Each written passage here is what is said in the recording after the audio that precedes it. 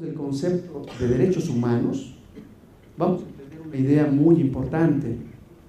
Tenemos que quitarnos esa anteojera. Sí, muchas gracias. Me siento José, perdón. Cuando hablamos justamente de esta visión de ley natural, cuando hablamos de esta visión de derechos naturales, podemos trascender una perspectiva que hoy día está en discusión y que Ferrajoli va a destacar. El derecho, en general, como modelo, como arquetipo, se tiene que alejar de la mera consideración del derecho como fenómeno legislativo.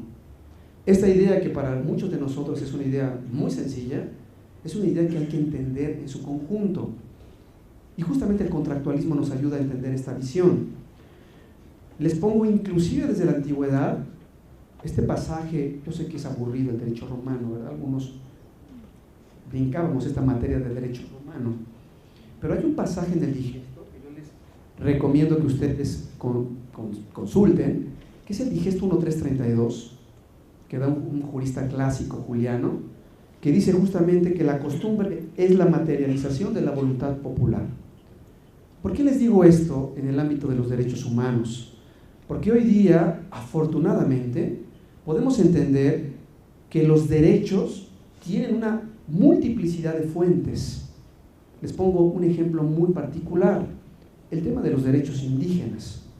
Hasta antes de 2001, cuando se da la gran reforma constitucional de derechos indígenas, muy pocos juristas podían aseverar que aquellas prácticas consuetudinarias de los pueblos indígenas fueran eso, derecho. Solamente después del reconocimiento constitucional del segundo, después de 2001, ya los abogados comenzaron a decir, efectivamente, los derechos indígenas, o más bien los usos y costumbres de los pueblos indígenas, encarnan derechos.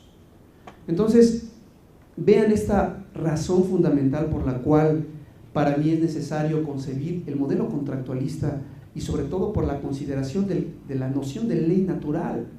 La ley natural nos ayuda a eso, a entender que los vértices o que los pilares del modelo legal o del modelo jurídico no solamente están basados o no únicamente descansan en el fenómeno legislativo.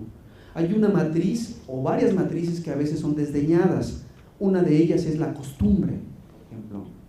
Y si la costumbre es desdeñada, estamos desdeñando una serie muy amplia de fenómenos legales y sobre todo de fenómenos jurídicos.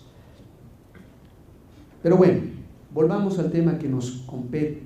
Yo les recomiendo a los que lean francés, desafortunadamente no hay traducción, de mi querido profesor francés Alain Renaud, que es uno de los más importantes filósofos de lo político y del derecho en Francia, que tiene una colección, digamos, de libros que se llama Historia de la Filosofía Política. Son 5 tomos, ¿no?, en donde el profesor Renaud convocó a lo más granado de la filosofía política y jurídica de Francia para explicar qué es el derecho. Es una colección, les digo, de 5 tomos, en donde el profesor Renaud, con sus secuaces, hacen todo un análisis de lo que es el fenómeno del derecho en toda la historia del hombre, desde la antigüedad hasta las últimas grandes tendencias de los derechos políticos y sociales, multiculturalismo, ¿no?, Kim Lika, Taylor, lo que ustedes quieran y manden. ¿Por qué les digo y por qué refiero a este autor? Porque efectivamente encontramos aquí que una línea transversal de la obra, y lo dice el profesor Renaud en el proemio, en la presentación general de la obra, uno de los grandes debates que debemos analizar los juristas de hoy día es el tema de los derechos naturales. Porque efectivamente, si entendemos la visión de los derechos naturales, entenderemos los conceptos ya técnicos de derechos del hombre, libertades políticas o libertades públicas, derechos fundamentales y derechos humanos. Bueno, entonces, ojalá puedan ustedes estudiar este texto, los que tengan tiempo por ahí, para que podamos comprender esta visión del derecho natural. Déjeme ahora aterrizar esta visión en este autor, que justamente es el pretexto por el cual estoy aquí con ustedes, hablar de uno de los más importantes teóricos de la filosofía del derecho y de la teoría del derecho. Me refiero justamente a Luigi Ferrajoli. ¿Por qué a Luigi Ferrajoli? porque Luigi Ferrajoli es hoy día uno de los más importantes exponentes de lo que se ha denominado el neopositivismo o el neoconstitucionalismo en su versión italiana. Ojo, en la versión italiana. Yo voy a hablar hoy justamente de esta versión que es diferenciada, quizá algunos modelos o paradigmas de los derechos fundamentales, por ejemplo en la versión alemana o en la versión francesa. Me voy a concentrar en nuestro colega Luigi Ferrajoli, y justamente para comprender al profesor Ferrajoli es necesario tener en el chip esta idea: los derechos humanos, los derechos fundamentales deben entenderse bajo esta visión del pacto o del contrato social. Por eso hacía yo referencia a esta visión del contractualismo en su más amplio sentido. Fíjense, yo siempre lo menciono porque es algo que me llama mucho la atención de la jurisprudencia, de la ciencia jurídica italiana. Como ustedes habrán escuchado, tuve la fortuna de estudiar en la Universidad de Roma. Algo que hay que destacar de Luigi Ferrajoli y de la Escuela del Derecho Público Italiano es ese gran compromiso, no tan solo jurídico, sino sobre todo el gran compromiso político de la mayoría de los juristas de la época del profesor Ferrajoli. Me explico.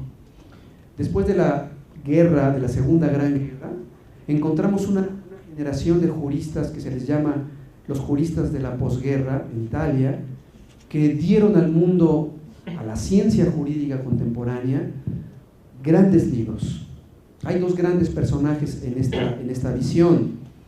Uno que seguramente ustedes conocen, al grandísimo Bobbio, el gran animador, el gran intelectual de la Italia del Norte, de Turín, de la Universidad de Turín, y otro gran jurista también comprometido, que es el profesor Santi Romano, que no es tan conocido justamente en México, pero que forma parte de esta generación, de esta pléyade de juristas italianos que buscaron, después de la posguerra, crear una teoría jurídica que estableciera una respuesta a esta pregunta: ¿cómo le hacemos para encontrar un sistema jurídico más justo? Vean la connotación. Es una connotación muy humana. Quítenle toda la parte técnica, quítenle todos esos juegos geométricos de derechos, garantías, salvaguarda, visión tética, visión hipotética del derecho, quítenle todo eso.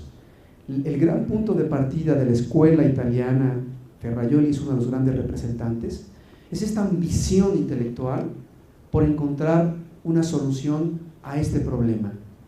¿Cómo logramos encontrar un mejor derecho? ¿Cómo logramos que la democracia sea efectivamente eso? Un régimen político que sea el mejor, que no haya otro.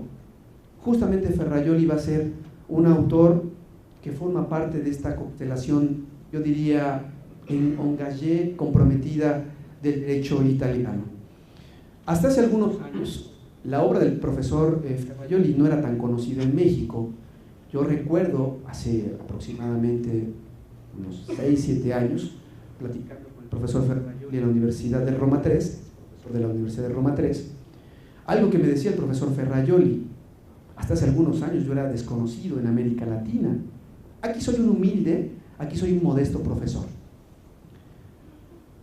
Y hacíamos una reflexión justamente sobre esta cuestión.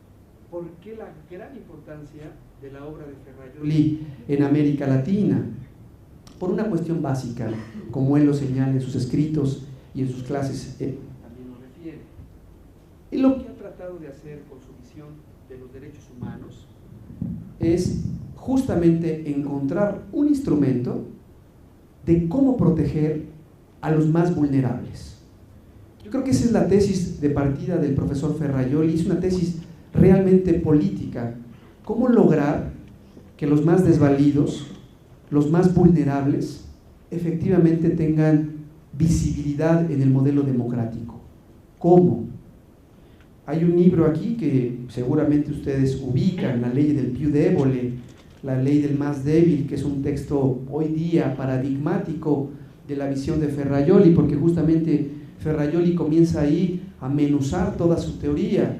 Los derechos humanos, los derechos fundamentales, son mera poesía si no vienen acompañadas de un elemento indiscutible: la garantía, el instrumento, la salvaguarda Aquí comienza desde los años 90 y esta traducción que seguramente ustedes conocen, es una traducción hecha por una clase española, por Trota, La ley del más débil. Después encontramos otro texto también de envergadura, sobre todo para el tema de los derechos humanos, que yo les aconsejo hojear, que son los fundamentos de los derechos fundamentales. Aquí el profesor Ferrajoli va justamente a trabajar, yo creo, en dos canales o en dos grandes avenidas. Por una parte, lograr crear una teoría del derecho, una nueva teoría del derecho, y por otra parte, establecer un canal de relación entre esa teoría del derecho y el modelo democrático. Entonces, vean qué interesante es la propuesta del profesor Ferrajoli. Estamos frente a un intelectual, yo así le llamo, frente a un intelectual jurista que tiene esta gran cuestión en la mente. Tenemos que crear una nueva teoría del derecho a través de esta visión del más desvalido, del más vulnerable, pero con una finalidad bien focalizada. Lograr que la democracia sea justamente eso, una democracia de derechos, un paradigma en donde los derechos fundamentales sea el núcleo, sea el coto vedado, como dice Garzón Valdés, que el núcleo de ese paradigma sea los derechos fundamentales.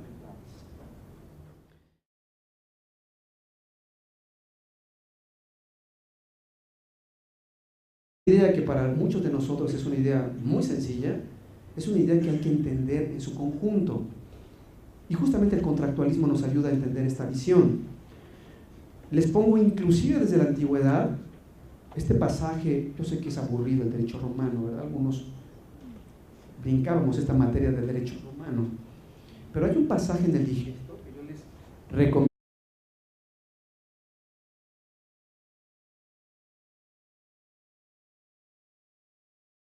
Del concepto de derechos humanos, vamos a entender una idea muy importante. Tenemos que quitarnos esa anteojera. Sí, muchas gracias. Me siento José, perdón. Multiplicidad de fuentes. Les pongo un ejemplo muy particular. El tema de los derechos indígenas. Hasta antes de 2001, cuando se da la gran reforma constitucional de derechos indígenas, muy pocos juristas podían aseverar que aquellas prácticas consuetudinarias de los pueblos indígenas fueran eso, derecho. Solamente les pido que ustedes consulten, que es el Digesto 1332, que da un jurista clásico juliano, que dice justamente que la costumbre es la materialización de la voluntad popular. ¿Por qué les digo esto en el ámbito de los derechos humanos? Porque hoy día, afortunadamente, podemos entender que los derechos tienen una... cuando hablamos justamente de esta visión de ley natural, cuando hablamos de esta visión de derechos naturales, podemos trascender una perspectiva que hoy día está en discusión y que Ferrajoli va a destacar. El derecho, en general, como modelo, como arquetipo, se tiene que alejar de la mera consideración del derecho como fenómeno legislativo. Esta